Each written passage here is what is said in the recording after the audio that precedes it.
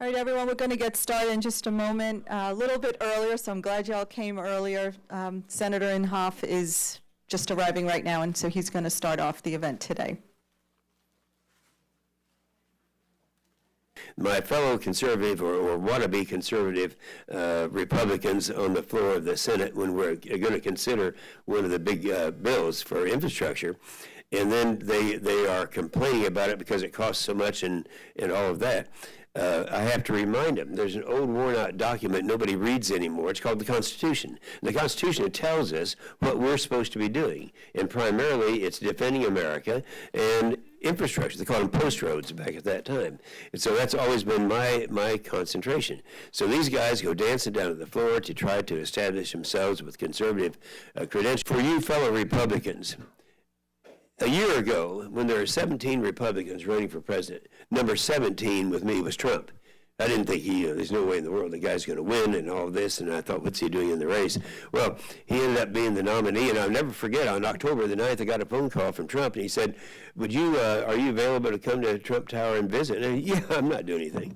So I did, and he wanted to talk to me about his two favorite subjects, one, overregulation, and the other is the military and transportation. Those are the main things he wanted to talk about. I looked around the table, and the right people, there were about 12, 13 people around that table. I was there really for the military to respond, and he was very responsive to all these things. And so he made it very clear what he stands for, and he's following through. So I say that as kind of a prelude because we can anticipate that we're going to have a very aggressive highway program, infrastructure program, public program, and all of that, and it's going to be, I believe, successful. We have all the ingredients to make it successful.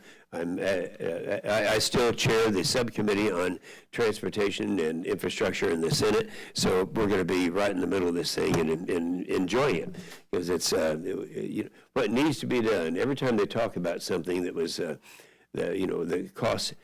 You stop and think about it. This is what we're supposed to be doing, and so I'm very optimistic that's going to. This is while it is a bipartisan issue, I also do like to remind my Republican colleagues that it's an important Republican issue that we need to do because it's at the core, it revitalizes and grows our economy. But then on Metro, one of the areas that I am particularly working on now, we are really behind the times in terms of having a modern transit system. I chair the Transit Caucus with Congressman Lipinski. He and I both serve both on the Transportation Committee and the Science and Technology Committee.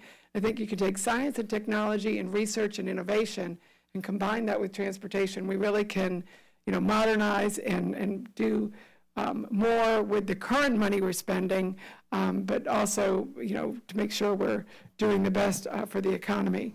Some of the things that we're looking at Metro.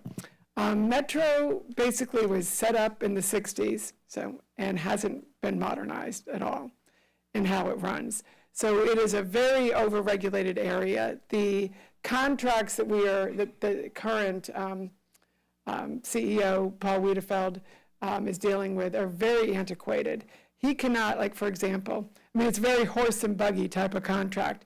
He cannot, if they come up with some new technology that can do something and that causes employees to be lost, he cannot use that technology. So it's not only that you can't, let those employees go that may not be doing their job. If they become obsolete, you still have to have them there and pay them there. That obviously is not going to work in the 21st century. He's looking at having a 401k instead of a pension for new employees. On Metro, many of their benefits are more generous than our firefighters, and our local police certainly more generous than our teachers.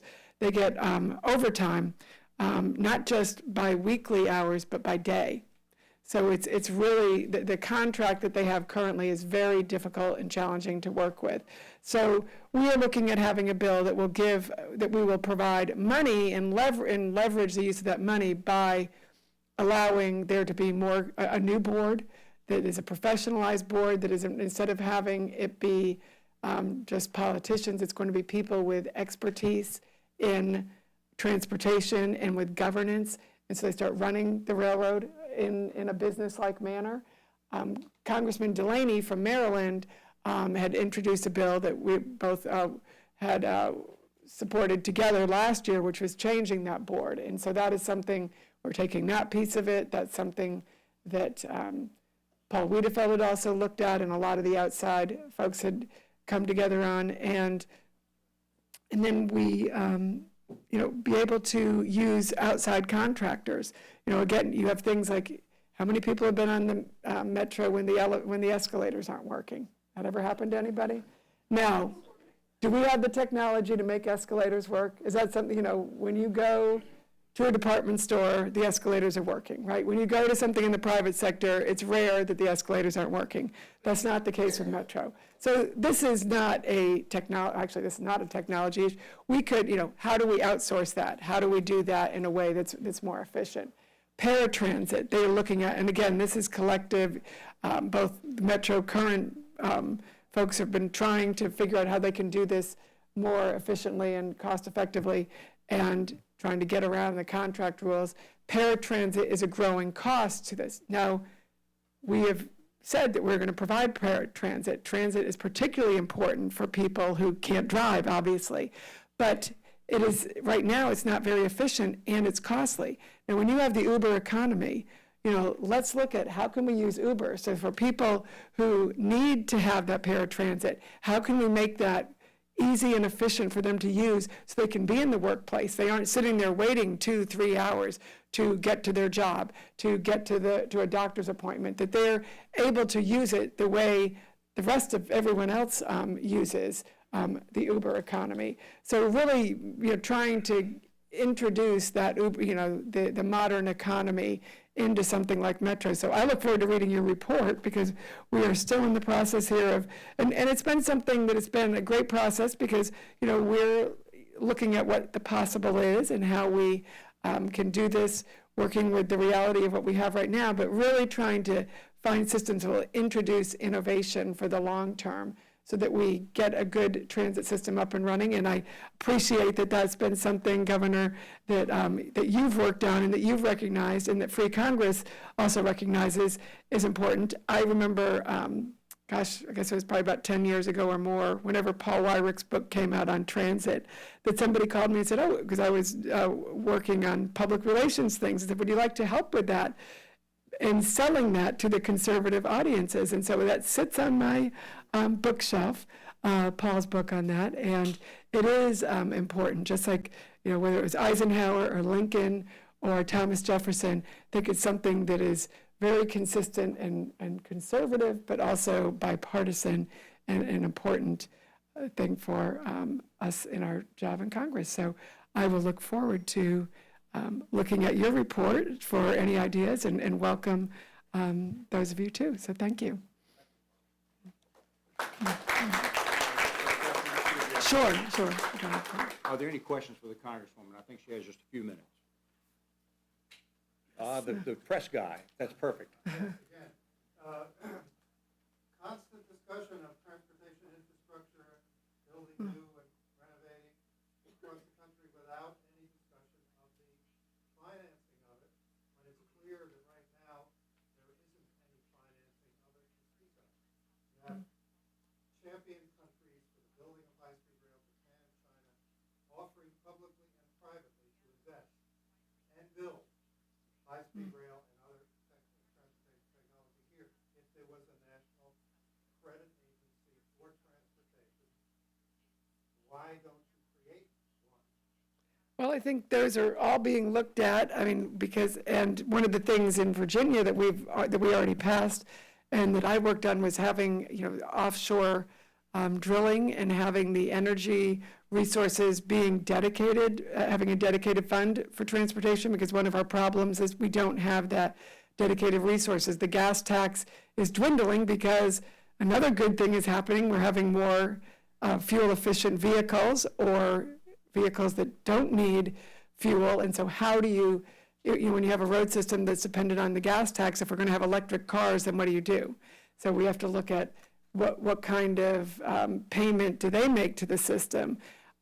So we're looking at all of the above. It is very challenging, because of the innovation. It's like the Uber economy and all of the disruptions we're seeing there provide both opportunities, but also new ways of approaching things, because the old ways aren't going to continue to fund the system. So the system that we had, the bill that we had in Virginia that we already passed is that when and if we are able to have offshore drilling, and the president has introduced that, to try and move that forward again, we would dedicate any of the royalties of that, I think it's 75% to transportation, to a fund in Virginia, and then 25% would go to research of alternative energy sources. So you'd be looking at and getting a premium if you work with our Virginia universities on that. So you would have a whole innovative piece that on new energy sources and new developments and exciting, things we can do there.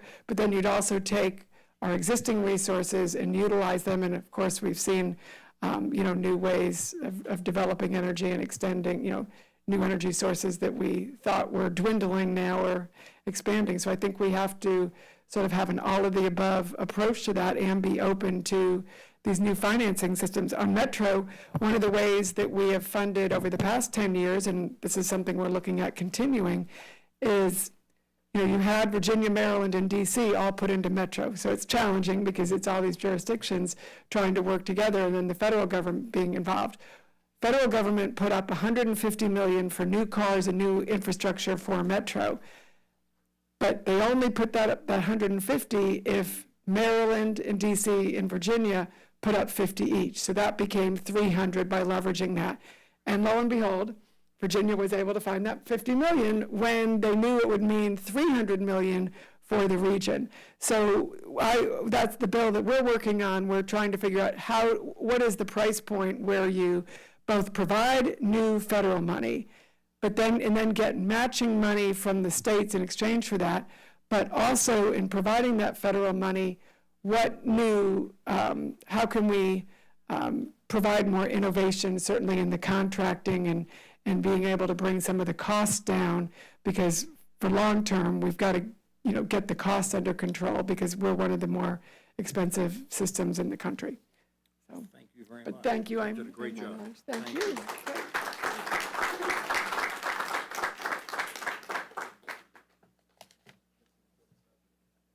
And we've got 2 seats still up front here, if any of the standing folks would like to take those. We might be able to squeeze 1 or 2 more in back here also. We appreciate everybody coming in. Later on, we're still expecting Congressman John Duncan. We think he may be coming in towards the end of the presentation. Let me talk about a couple of things. First of all, I want to do some housekeeping, but first of all, I also want to address several things. The financing is obviously, Mr. Gallagher, one of the hardest things that anybody thinks about in transportation.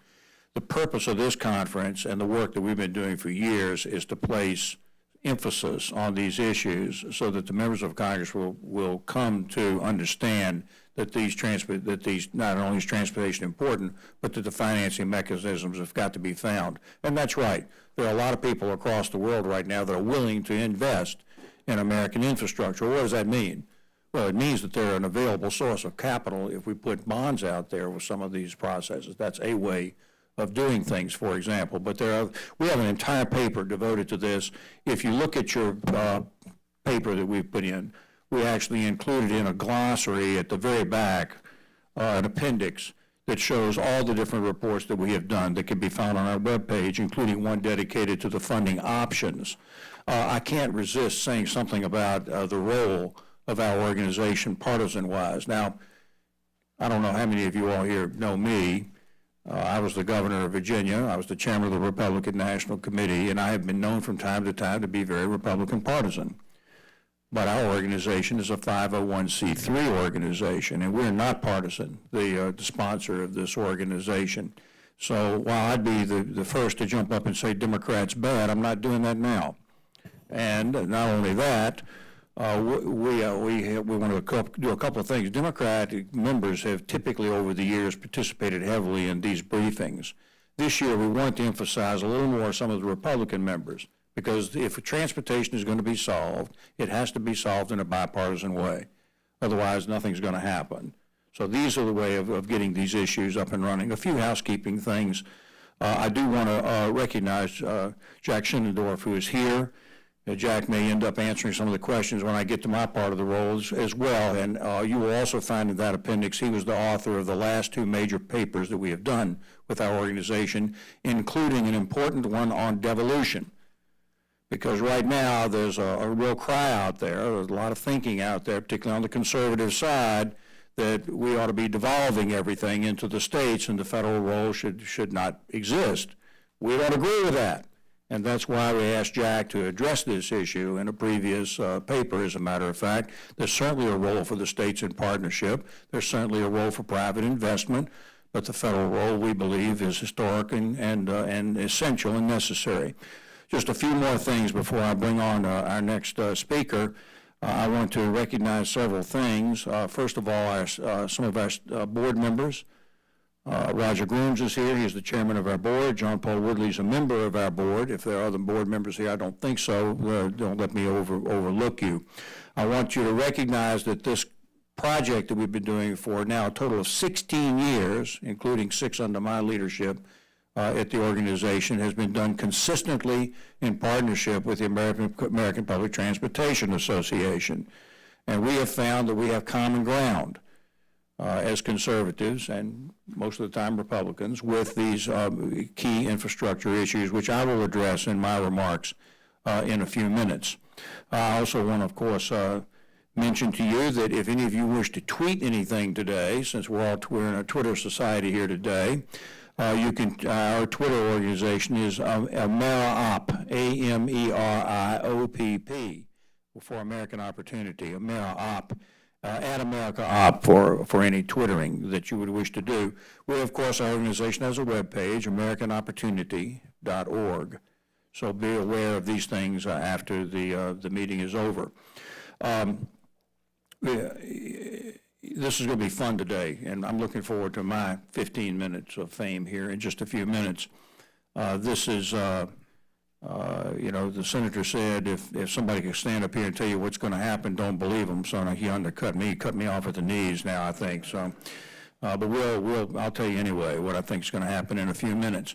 But first, we are privileged to have several speakers here before I speak to talk about some of these issues and with good representation. And I want to bring forward, first of all, our partner, the acting president of APTA, American Public Transportation Association, Richard White, in order to address their role in these issues as well. Richard? I guess go by Dick, don't you? Yes. Thank you.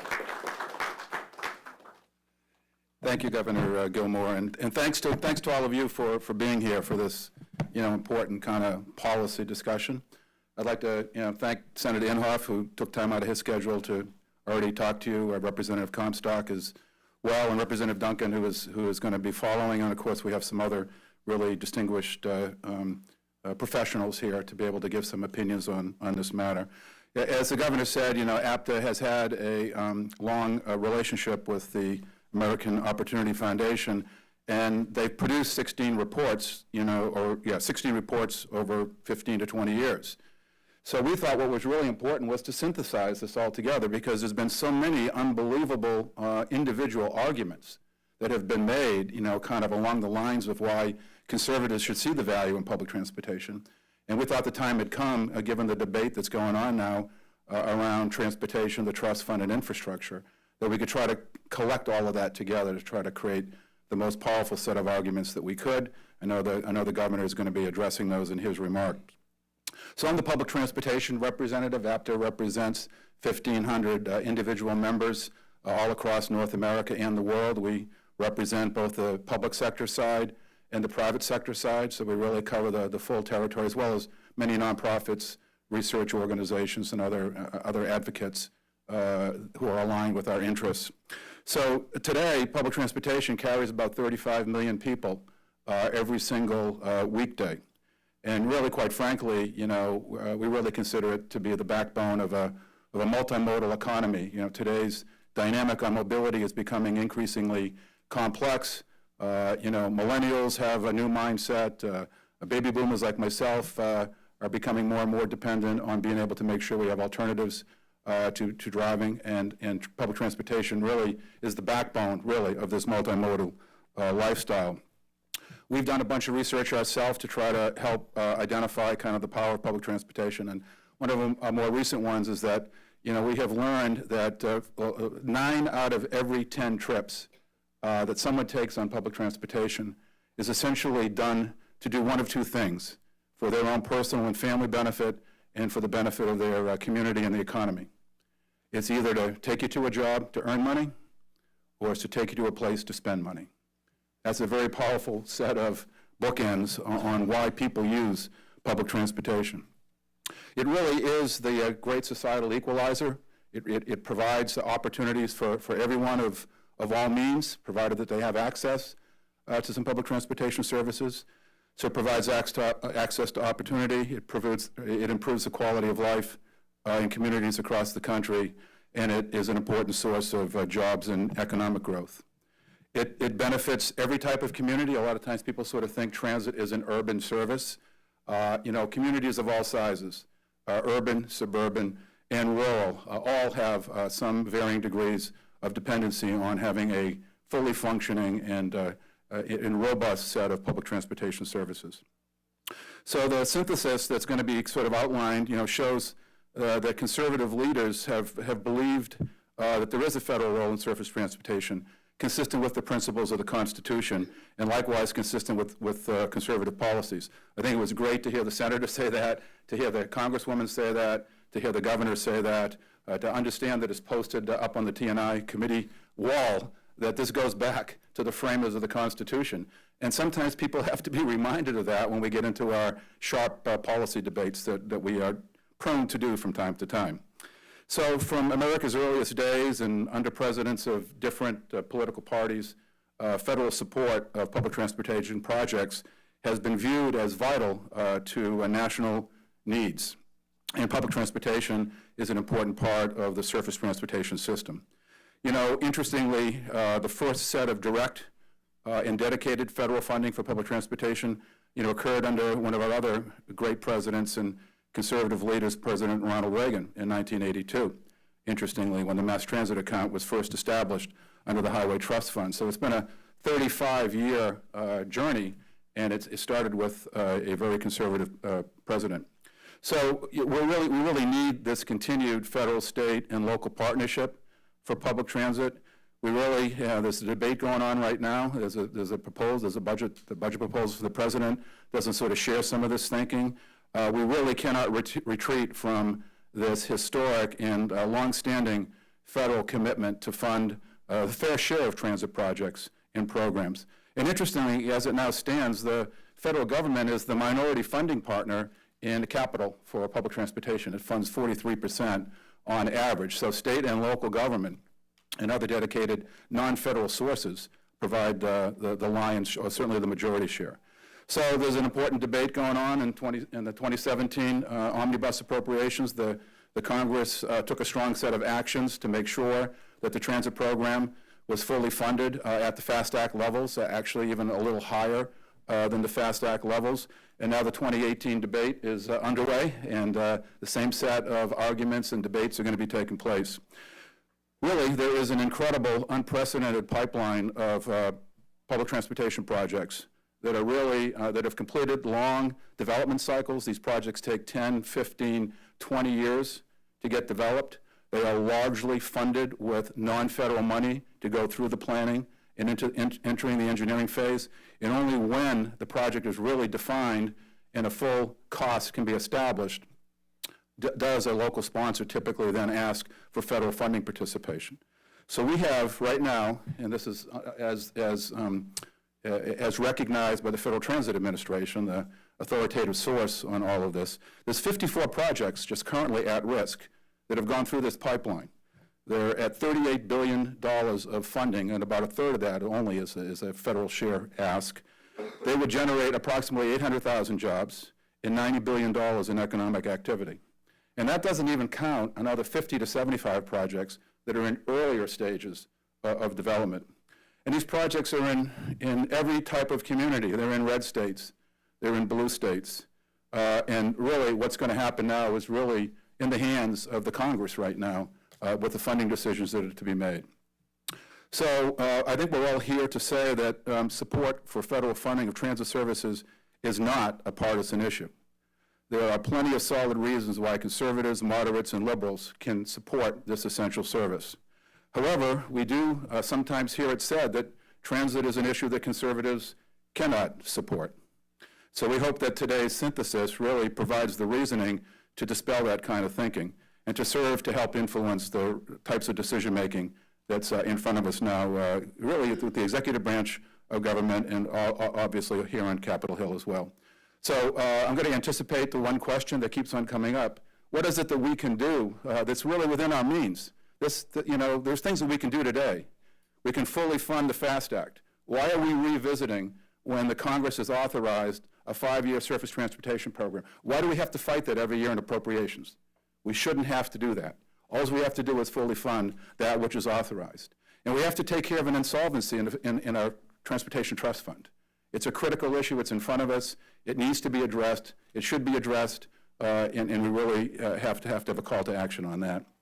And an infrastructure bill, which is potentially emerging, does need to have a robust inclusion of transit projects of national and regional significance. So I look forward to hearing the other speakers, and I thank Governor Gilmore for the invitation and for the work that his foundation does.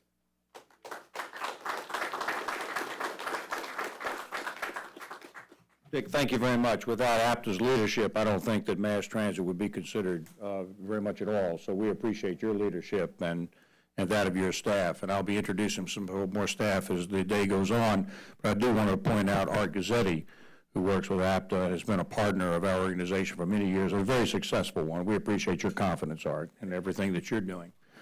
I now want to introduce to you our representative from the state of Maryland. When I became the governor, we immediately began to talk to our partner across the river, and we recognized that Metro serves Maryland as well as Virginia and the District of Columbia.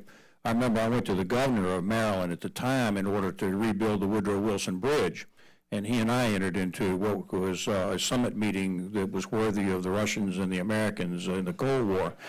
But we got the bridge built. So naturally, when we began to put this together, we communicated with Governor Hogan's office in Maryland and asked for a solid representative from the Department of Transportation, Secretary of Transportation's office, state of Maryland, and that gentleman today is Earl Lewis. Earl. Thank you. Thank you. And we continue to appreciate the partnership with Virginia, especially as we move forward with the plans to rebuild the Nice Bridge, connecting Southern Maryland and Virginia. So that partnership will continue. Thank you, and good afternoon. My name is Earl Lewis, Deputy Secretary with the Maryland Department of Transportation. On behalf of Maryland Governor Larry Hogan and Secretary of Transportation Pete Rahn, we thank you for the invitation today. The Hogan administration and the Maryland Department of Transportation are committed to economic development and job creation in Maryland. We have momentum within the state, and we are moving aggressively to rebuild Maryland's infrastructure.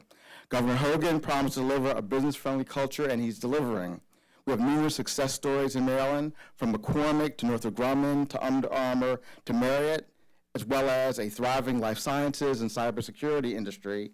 And we also have a thriving and growing seaport in Baltimore.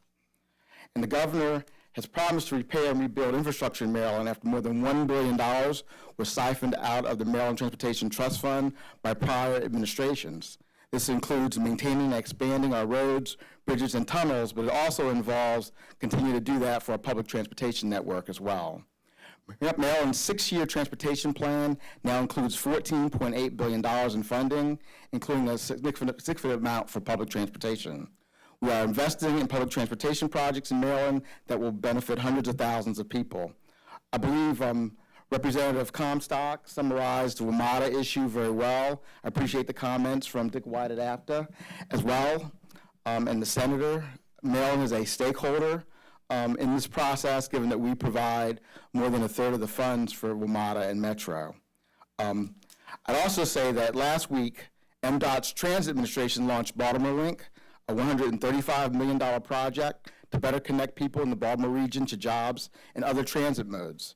Baltimore Link redesigns the entire local and express bus system and adds 12 new high-frequency, color-coded bus routes, replacing an outdated and antiquated bus system. This system hadn't been redesigned for over half a century.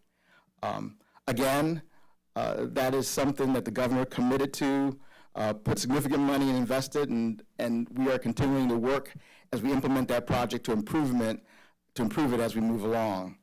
Additionally, MDOT remains committed to the Purple Line, a 16-mile light rail line that will extend from Bethesda to Montgomery County to New Carrollton and Prince George's County with multimodal links for all three of our MARC commuter rail lines, and WMATA's metro system at New Carrollton, College Park, Silver Spring, and Bethesda. This is another one of those projects that Dick White talked about that has gone through actually over a decade of study and planning, is supported by Governor Hogan, as well as political leadership in Montgomery and Prince George's County and the federal DOT. So if you've been paying attention, we are moving forward with that project. And again, can't talk about the litigation, but just to make sure everybody knows, we are fully committed to it. The Purple Line will operate mainly in dedicated or exclusive lanes, allowing for fast, reliable transit operations. The stations were planned in consult with the communities that they go through, and we believe it is a solid transit project. It's also one of the first P3 transit projects in the country. We are partnering with Fluor and Meridian to get this done, and the project is moving along. The goal of both of these significant public transportation projects is to get people to and from jobs safely and efficiently. Maryland Public Transportation is a multimodal, multi-business unit transportation entity. We think of ourselves as connecting people to life opportunities, and that includes people who are using public transit as a sole source of transportation or for recreation. Maryland is truly open for business, and we look forward to working with our state and federal partners in the future, including the District of Columbia, Virginia, and the federal government. And thank you, and I hope you enjoy the remainder of the day.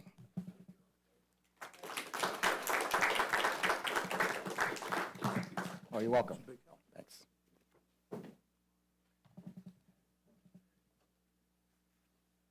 Next speaker is Emil Frankel.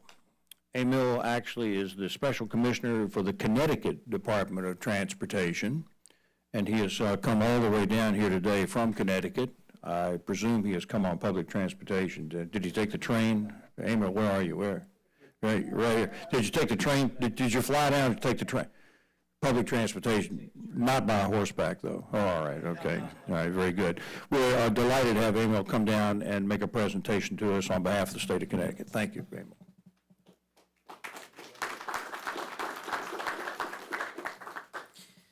Well, first of all, thank you, Governor Gilmore, for asking me to participate in this program. And for the foundation, I'd like to compliment the great work this foundation has done in transportation and specifically in transit over many, many years under certainly Paul Weyrich and continuing under Governor Gilmore.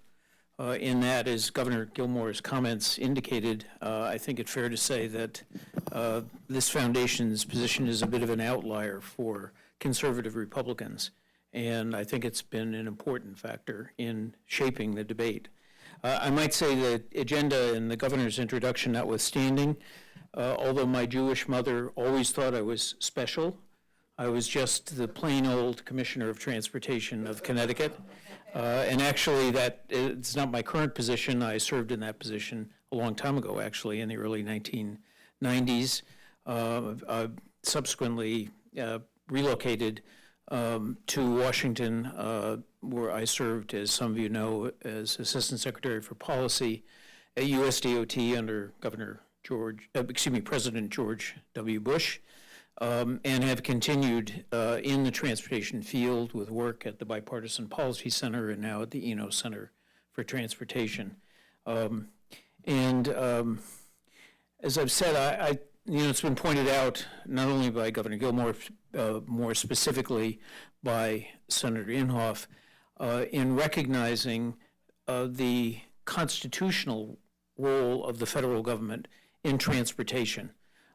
As I've heard Senator Inhofe, as many of you have in other settings, in which he points out that conservative as he is, he's been very clear almost from the beginning. He does, I've heard him speak somewhat with regret about the fact that he was at the beginning one of those who advocated devolution. That is no longer his position, because going back to this idea of a federal role in transportation, and it does go back to the very beginnings, really even before the beginnings of the American Republic, through a series of presidents. And the importance of transportation investment to the national economy. I noted, some of you may have seen an article in the New York Times only a day or two ago celebrating the 200th anniversary of the Erie Canal. It was a little bit unclear whether it was the putting the spade in the ground to begin construction or the completion of construction, but give or take, it's about 200 years since the Erie Canal was constructed. Interestingly enough, without federal support. And otherwise strong advocates, Thomas Jefferson and his Secretary of Treasury, Albert Gallatin, refused to give federal assistance to the Erie Canal. So it was a state project, a state of New York project. But importantly, really, in terms of what it signified in terms of transportation, it shaped a state, a region, a city, and really, as has been pointed out in books, particularly a book that was mentioned in that article, Wedding of the Waters, by an economist, it shaped the national economy. And that's been true of the role of transportation investment, and transportation projects throughout our history. And we could recite them, as this report does, through bipartisan effort, through presidents of all parties, even go back particularly to the Whig Party, actually. People forget Abraham Lincoln became involved in politics initially as a Whig because of his commitment to quote-unquote internal improvements, canals, roads, railroads, and something he took into the Republican Party. So we have a proud tradition, certainly as Republicans, but beyond the Republican Party, to continue this important role. It's changing, though, and I think it's necessary, and certainly Jack Shenendorf, who has been such an important figure in national transportation policy for 3 decades, knows this, has articulated it as well as anyone, that it is probably, we need to rethink the national role, the federal role. This is not a time for devolution. There is a continuing federal role, but it probably is different in a somewhat changing environment, and that particularly applies to transit. I have seen, as recently as within the last few months, the Heritage Foundation, for example, saying that transit is really no business of the federal government because it's a local issue. Well, it is local and regional. I think about a project with which I and many of you in this room are very familiar, which is the largest, and I would argue the most important, transportation infrastructure project in the country, and that is the need to construct 2 new rail tunnels under the Hudson River. That clearly is a project that would benefit New York City and the states of New York and New Jersey. As a native of Connecticut, I can tell you it is a project of tremendous importance to the New York City metropolitan region and to the Northeast Corridor, but it also is a project of incredible importance to the national economy. And think about what would happen if the labor market and the economy of New York City and the New York City metropolitan region were frozen because and become stagnant because of the inability of people through rail and transit and commuter rail transit and the Northeast Corridor rail to reach, to travel in and out of Manhattan, and what that would mean for not only the businesses of New York City and the jobs, but the national economy.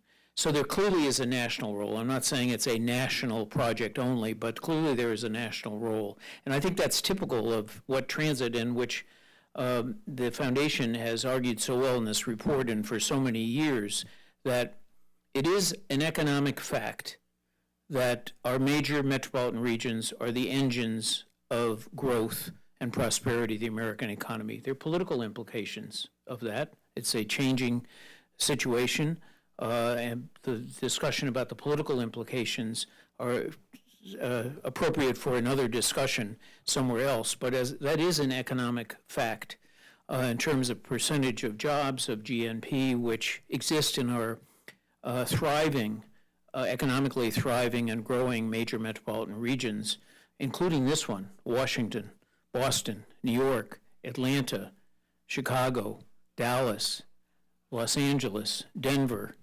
San Francisco, Seattle. All of them, incidentally, are characterized by the presence of different ages, different sizes to be sure, but nonetheless the presence of transit and commuter rail systems. These systems are absolutely essential to what our major metropolitan regions are and are becoming, and on which we are dependent economically. And that is for access to jobs and markets, for flexible labor markets, for so-called agglomeration economies, about which Ed Glazer, professor, the probably leading regional or urban economist in the country, has written so extensively. These are the realities of our economy, and the realities of these thriving metropolitan economies. Not the only one, to be sure, but a critical one is transit. We see it here in the discussion that Congresswoman Comstock has just described, the threat of what, just think about the implications for growth of the Washington, D.C. metropolitan regions if the metro system were to fail. Having said that, as I look to our focus on infrastructure, including transportation, are awaiting the proposals of this administration about that. I do want to express concern about two things, both of which, and I compliment the foundation for having made reference to. One is funding. I've seen an awful lot of discussion about public-private partnerships. I'm a big believer, as I think many of you who know me are aware. We do need to get private investment more involved in American transportation infrastructure projects. There is opportunity to do so. But public-private partnerships, TIFIA loans, private activity bonds are financing. That's something the report talks about. It was made, a point made quite dramatically in the report to which the Foundation's report makes reference of the National Financing Surface Transportation Infrastructure Financing Commission. There is a distinction between financing and funding. If 80%, as has been predicted, of the $1 trillion is going to be PPPs or some form of private financing, that's great, but it is not free money. We need, as Governor Gilmore pointed out, as the report points out, we need to create revenue streams that will service and pay off debt, whether it's TIFIA loans or private loans, and to give returns to private investors who are not going to invest in these projects unless they are assured that there will be adequate and profitable returns. So we need to create revenue streams. I am concerned, maybe too strong a word, because we don't know what's going to happen, but I do have some concern that the proposals that we are waiting for from the administration may be, if not silent, at least not talk sufficiently about the funding issue, which is the most important and far and away the most difficult to talk about. Secondly, even at $1 trillion, it's not enough. We have systems, particularly our older transit systems. We see it here dramatically in WMATA, which is only, quote unquote, 40 years old. It's newer. You've probably seen the reports as recently as yesterday, major derailment on the New York City subway system, and the New York City subway system, and to some degree its commuter rail systems, with which I'm familiar and for which I had some responsibility 20 years ago, are also in bad shape. We need to bring, the first and most important thing is to bring our existing transportation systems to a state of good repair. That requires funding, and incidentally, that's not something that one can look to the private sector to invest in. That requires public funding and the creation of revenue streams. And as I said, no matter how much we put in, $1 trillion or even $2 trillion, you've seen the reports whether it's the more modest reports of USDOT and its condition and performance reports, or the one that gets a great deal of publicity from the consulting engineers, civil engineers, of a shortfall of $2 or $3 trillion just to bring things to a state of good repair, which means we need to make better choices. And again, I compliment Governor Gilmore and the Foundation for its report. They point out the need to make better choices to invest in, quote, to invest wisely, quote unquote, that is to invest in those projects which will bring the greatest economic returns in terms of accessibility and mobility. And we need, and I'm hopeful but skeptical, that the administration's proposal will deal with the transportation planning and capital programming process. I regard it as, if not broken, something dramatically in need of reform, which the Congress has not addressed in its series of reauthorization bills over the last, certainly last 10 years. We need to have state and regional agencies, MPOs, make better choices, and they need to do better analysis. And for that, they need both the pressure from the federal government and adequate resources. So those are our challenges, and I compliment the Foundation for having made such a major contribution to bringing them to our attention. Thank you.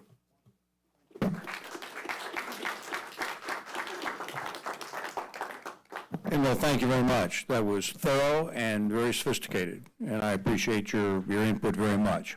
I'm going to keep my eye on the door. When Congressman John Duncan comes in, no matter where we are, then I'm going to interrupt, of course, and give the lectern to Congressman Duncan.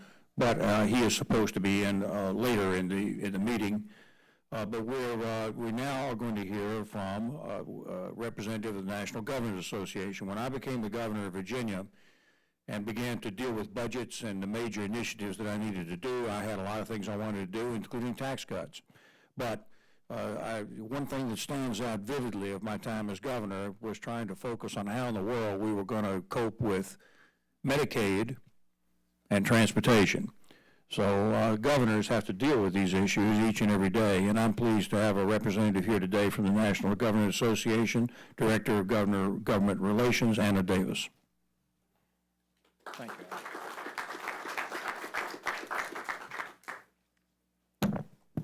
Good afternoon. Thank you, Governor Gilmore. I appreciate the opportunity to be here, and on behalf of our CEO and Executive Director, Scott Pattison, who couldn't be here, who actually served in Governor Gilmore's administration as the budget officer in Virginia. So there's a lot of synergies. I sat over here listening to the speakers earlier today, and without intending to, sat there and nodded with everything that's been said, because I think a lot of very important points have been covered. And I think that I can't think of a single thing that I disagreed with. There is a lot that needs to be done. It's urgent, and we need to attend to it now. And there's no single answer. There's a lot. There's enough work and effort to go around. Governors, as CEO of states, understand the critical importance of infrastructure. It impacts everything from economic development and global competitiveness to our quality of life, safety, environment, and resiliency. Therefore, governors are champion innovative ways to fix, fund, and finance the infrastructure needs of the states. Infrastructure is more than roads and bridges, and the focus of today is really on public transit, but it goes far beyond that. It includes seaports, airports, inland waterways, electric vehicle charging networks. It involves water and wastewater, the electricity grid and power plants, public buildings, and advanced communication networks.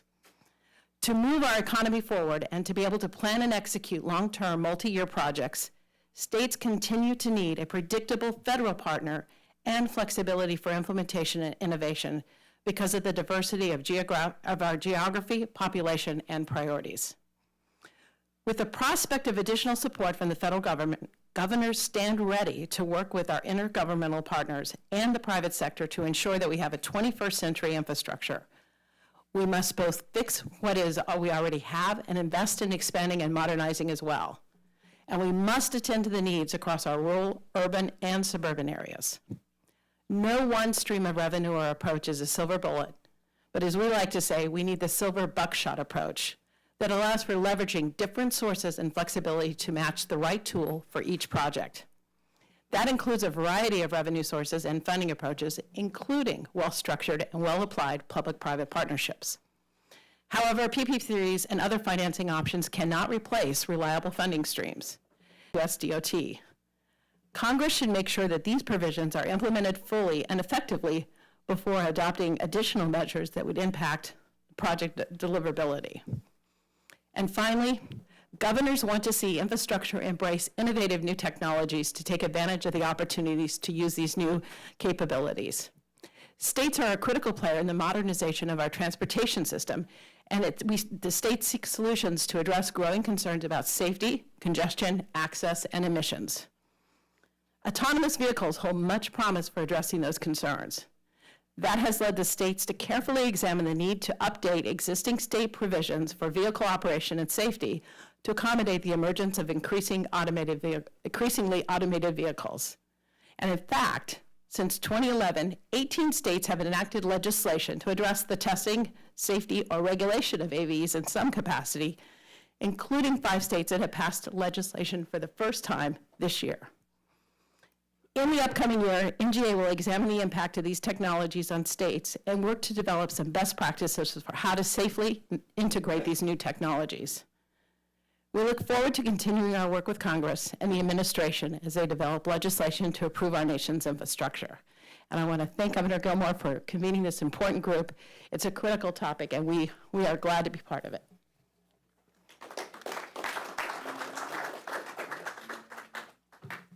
Anna, thank you very much. Now you get me until Congressman Duncan arrives, and if he does, I'll interrupt what I want to say to all of you all, and we'll get you out of here, we think, as close as we can to the appointed time. Staff told me there were some protesters here. I understand they were. I'm disappointed. I understand they were here for Barbara Comstock. I was hoping they were here for me, but they're not. But that's okay. Folks, let me come back once again to this report. You can take it with you. Members of the staff here, we would ask you to bring it to the attention of your policy people in your congressional offices or the congressmen and women themselves.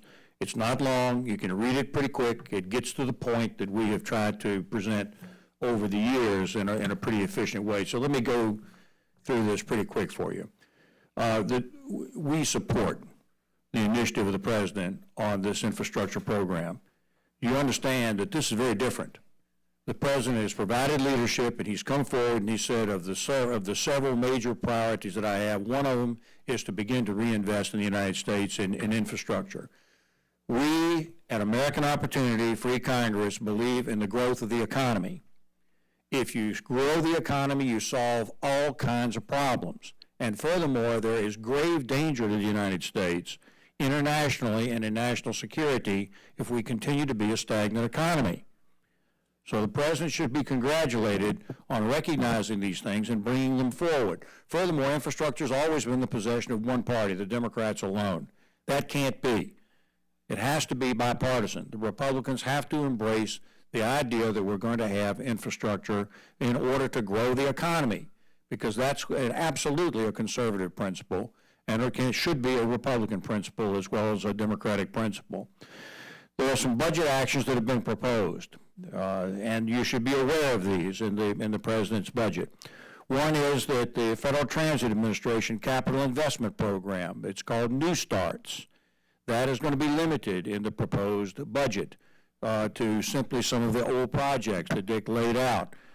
But new projects would not be included in this under the proposal. So the question is, how are you going to do a $200 billion program that's going to be leveraged to a $1 trillion program unless you have the right vehicles? So we can talk about that. But New Start is apparently under some pressure right now.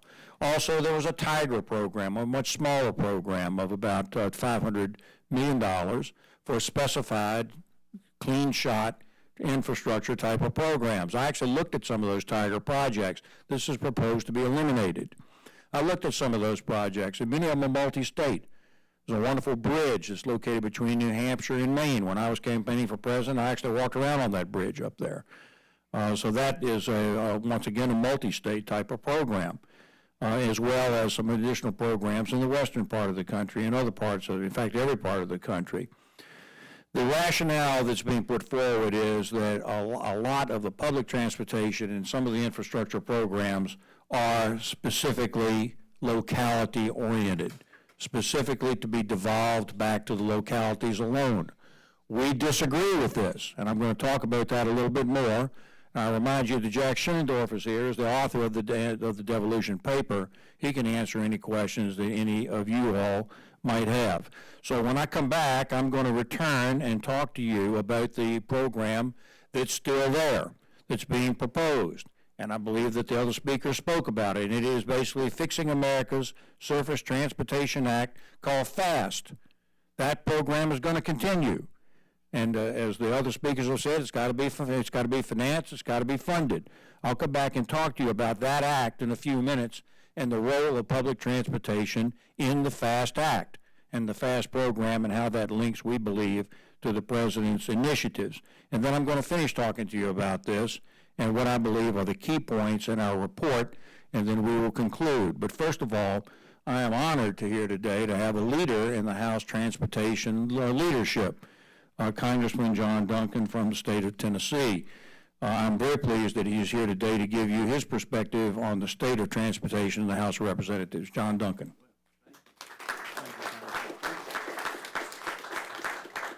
Well, I'm here just out of my great respect and admiration for Governor Gilmore, who's had a great career in many different parts of this, of our political world here, and to see my friend Jack Schindorf. Have you spoken to this group, Jack?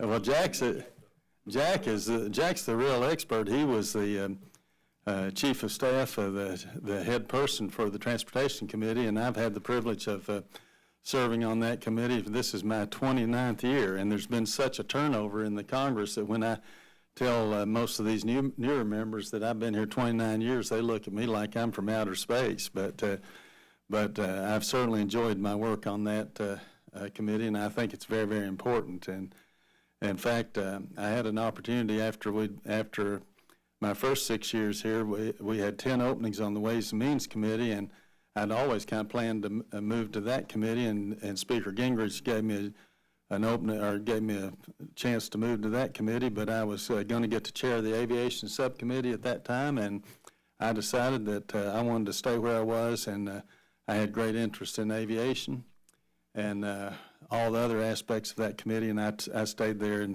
and I've not regretted that one bit. I remember one time we had a hearing on the Aviation Subcommittee where the heads of the Atlanta airport testified that that the longest, newest runway of the Atlanta airport at that point had taken 14 years from conception to completion because of all the environmental rules and regulations and red tape.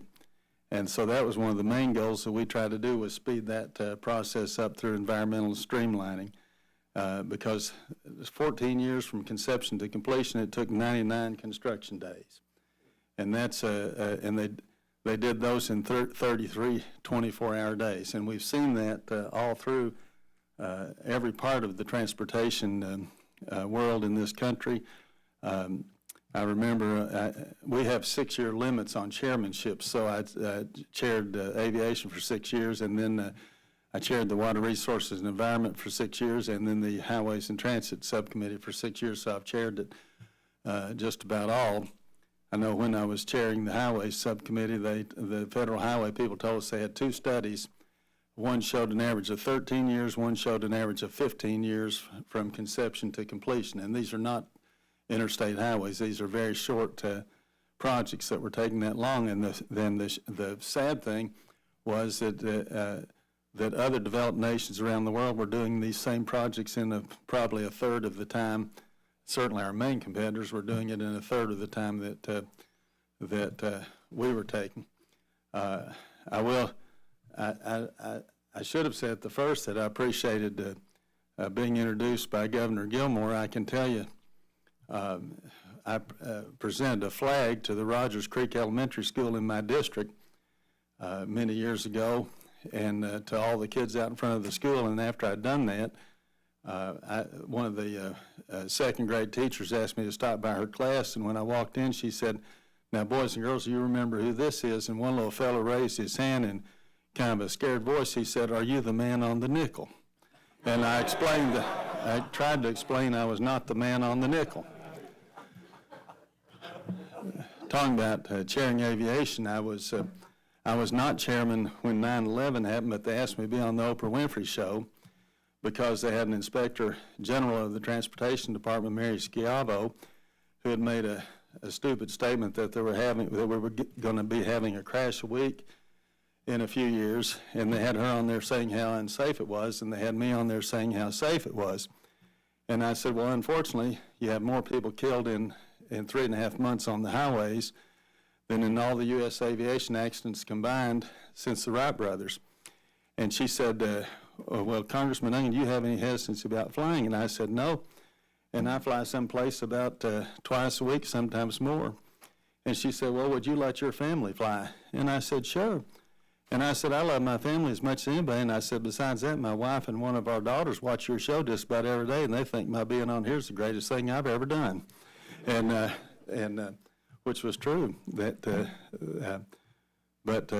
anyway, we've had a lot of interesting experiences, and I could tell you a lot of stories, but I won't do that. I do want to say that I have always supported.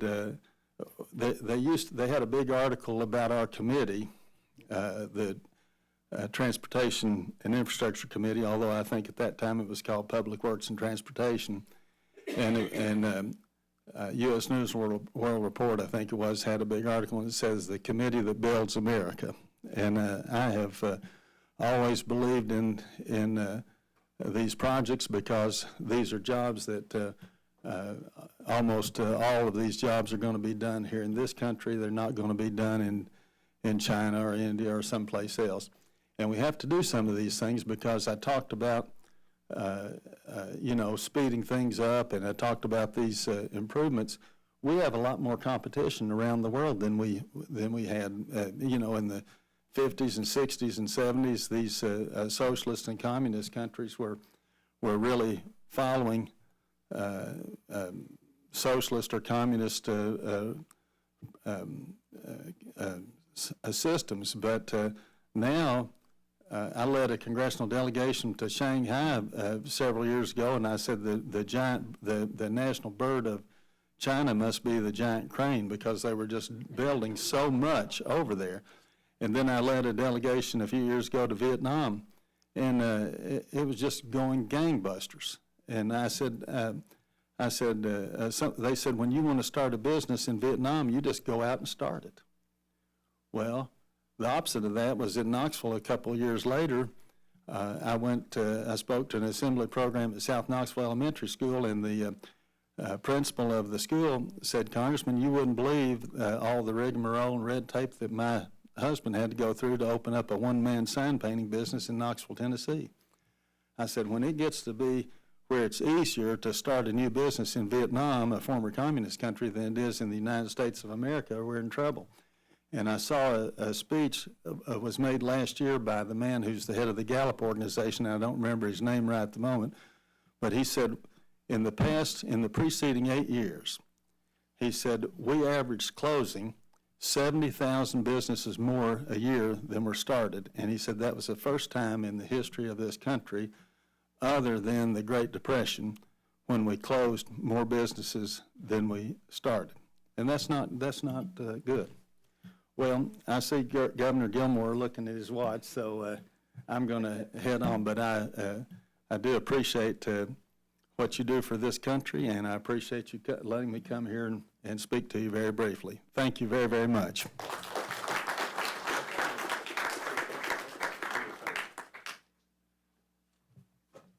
Congressman, thank you very much. We appreciate your leadership in transportation and know you'll be sensitive to these issues as we go forward. I look forward to his reviewing this report as well. So, ladies and gentlemen, we're a little past the appointed time, so let me come to the point very quickly, if I could. When I started this conversation, I pointed out that there are several programs that are proposed to not continue. But there is a program that we expect to continue, and that is the FAST program. And within that program, the Department of Transportation, I have something to implement the $200 million and the $1 trillion, don't you? All right, so what's it going to be? Well, at least we hope it'll be all these programs, particularly emphasis on the Federal Transit Administration. However, let's be clear about what the policy of this country is. This FAST program that does still is completely intact has the nationally significant freight and highway grant program. If you look in the statute, let me tell you what the priorities are, what the purpose of the statute is. The movement of freight and people to generate economic benefits. You remember I said our foundation and the country needs to be focused on economic growth. To reduce highway congestion and to address population growth. Now you do that with roads, you can do it with airplanes, you can do it with barges, but you got to do it with mass transit and public transportation also, you just do. Or you're not going to be able to move the country forward in the 21st century. So the issue is two things, and I'll come to the point and then conclude. Number one, is this a proper role for the federal government or not? Because that's really the issue that's right before the Congress right now. Speaker after speaker has addressed this issue. Historically, this has always been a federal program, always been a federal ideal. When we began the United States of America in 1776 really, there was no country. It was a scattering of communities and states, unorganized and ununified, and the Founding Fathers understood that you had to draw people and knit people together in this country. It's always been federal. It was federal through the post roads, federal through injection into the Constitution of the Commerce Clause to recognize about interstate commerce. It was there with Henry Clay's American system. It was there with Abraham Lincoln believing in infrastructure. It was there with Dwight Eisenhower building the interstate road system. It's always been there. Devolution can be found back to the states and the localities in a lot of areas, but not transportation. This is the wrong direction, and conservatives ought not to be going there. In fact, I take the positions conservatives don't go there. And second of all, the second point that I want to make is to talk about the policy goals. Mass transit is helping this country. The nation and the states are benefiting in economic benefits. It gets people to work. Did any of you all ride the metro today? I mean, you can get in your car and drive over here. That's okay with me. Where are you going to park it? You got to be able to get, and this isn't just a Washington area, this is nationwide. People are getting to and from work. Conservatives want people to work. They want people to work. They don't want people to be on the public dole. That means people have got to get to and from jobs, and there's lots of ways to do that. But mass transit is certainly one way. If people work, they pay income taxes. They pay money. They create revenue for the United States, which then allows you to do all kinds of additional things, including in the international field. The people don't become a ward of the state or go on welfare programs if they can get to work, and these are conservative values. Mass transit provides businesses with a larger labor pool. What are we going to do if the people in this country, the only people you can hire are people who can walk to work or drive to work and try to figure out how you're going to park and do all those kinds of things? Public transportation isn't the only answer, but it is an answer. It's a key element of conservative values. That makes businesses more efficient. What is more conservative than the belief that we ought to enable businesses to be more efficient and to make money for their shareholders? That's what public transportation can do. And besides, it creates jobs in the first place. It's the ability for people to get to places and to create more economic activity, which I happen to believe should be a central goal of the United States, and which I believe is a central goal of President Trump. It creates higher property values. It creates more tax revenues and creates more independence of citizens, which is a central conservative value for this country. Mass transit reduces congestion. Look outside here. Let's just use Washington as an example, but it is by no means the only example. Every major area of this country is dealing today with traffic congestion. Okay, eliminate mass transit in Washington, D.C., put everybody in cars on the highways in Maryland and Virginia and D.C., and look and see what you've got. And the answer is you would have a city that is frozen. No question about it. Is it the only answer? No, but it is an essential part of the program. Didn't we just say that one of the principal goals that we're seeing in the transportation policy is reducing highway congestion? What do? Build another lane? Well, you can do that too. Or you can also make sure that in the United States of America today we have decent public transportation. Mass transit serves conservative values. Conservatives ought to be responsible to millennials. We hear a lot about millennials, right? And how conservatives don't address the issues of millennials. I say that conservatives must address the issues of millennials. And millennials are moving back into the urban areas. They don't necessarily drive cars. Many of them don't even own cars or don't want cars. They want the ability to get around in an urban setting. That's mass transit. You have to have the ability to have public transportation to serve the new generation of Americans who are altering the way that people live. Now, finally, the last point I'm just going to touch on. I was the governor during the 9/11 attack. I was actually in New York City the night before the attack. I was in the mansion in Richmond when the Pentagon across the river here was struck. And I had chaired a National Commission on Terrorism and Homeland Security for the United States Congress for 5 years, 3 years before the 9/11 attack and 2 years after that. And we are very sensitive to the fact that there are rough days ahead here. This ball game on this war on terror is far from over. And we may have a lot of challenges going forward. And I'm telling you right now, if North Korea or somebody like that ever gets in a position to threaten the cities of this country, we may have to get out. And if we have to get out, you're not going to want to try to walk out. And you're sure not going to want to try to drive out.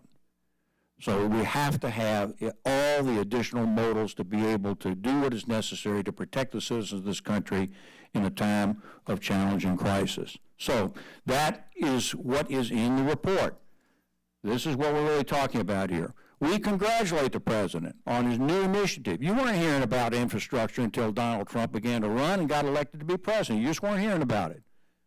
So I congratulate him on this. American Opportunity, Free Congress, and our partners APTA congratulate the president on the initiatives and the forward-looking progress that he's taking on the role of bridges and roads and airports. But mass transit plays a central role and must be a part of the central transportation strategy of the United States of America. Take a look at the report, take them home, we got some more out here, show them to the Congress people, and let them know that there is a diversity of ideas in the conservative movement regarding mass and public transportation. Thank you all very much.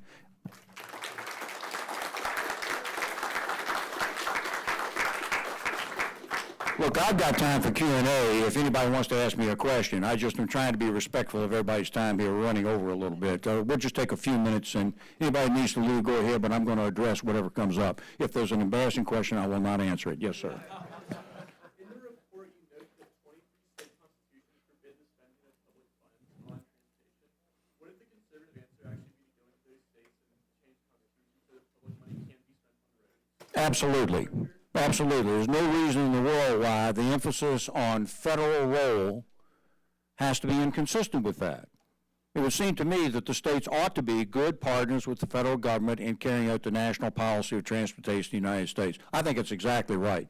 But that doesn't mean that just because some of the states are not allowing for this essential role, that the federal government gets to just take a hike. That's not appropriate either. So there needs to be a good partnership, and you're right in terms of what the state role ought to be. And I was a state governor, so I know what I'm talking about. Yes, yes, sir. Just as a information question, I don't know if you're familiar with the bill of Congressman Keegan from upstate New York, which provides for the government to create a new transportation grant or infrastructure grant program by borrowing $1.26 trillion, I believe it is, for 5 years, straight borrowing. I'm wondering what your view of that would be. Well, we have an entire section in one of our reports that's referenced in the appendix on the question of financing, although we don't commit to any of these issues. But certainly, the one borrowing and bonding is one way of financing it. But as one of the congresspeople said, you got to have a stream of revenue to retire the bonds, which means that if you're going to build a road, you got to have a toll or some other type of user fee in order to be able to do that. The only thing, Paul, if you don't mind, if I can take an editorial moment, we also even put into the thing, we even explained how a miles driven meter in the cars is an option. You've heard about that? That gives me hives. I just hate the idea that we're going to, that every time you want to go to the grocery store for a loaf of bread, that somebody's going to be monitoring your miles. As a conservative, I hate that stuff. But in fairness, I went on and put it in as part of the discussion. But Paul, there are other approaches that states are being innovative with, and I think they should be seriously considered. Any other questions? All right, it's 1:15. Thank you all. I think I've really recommended everybody. Thank you very much for being here, and thank you very much to APTA.